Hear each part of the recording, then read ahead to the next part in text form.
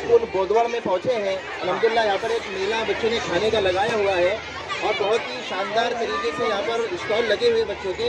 तो हम एक स्टॉल पर पहुंचे हैं इस बच्चे के पास में, हम इनसे थोड़ी मालूमात लेते हैं उन्होंने क्या बनाकर लाए हैं। जी बेटा, क्या नाम है आपका? नाम बताइए। अच्छा, आपने क्या बनाकर लाए बेटा? ये माइकी क्या बना के लाए? गाजर का हलवा। ये बच्ची जोर से आवाज नहीं आ रही। नहीं, इसमें आवाज नहीं आ रही। माइक में ये माइक बने के शुरू है। माइक आवाज नहीं आई।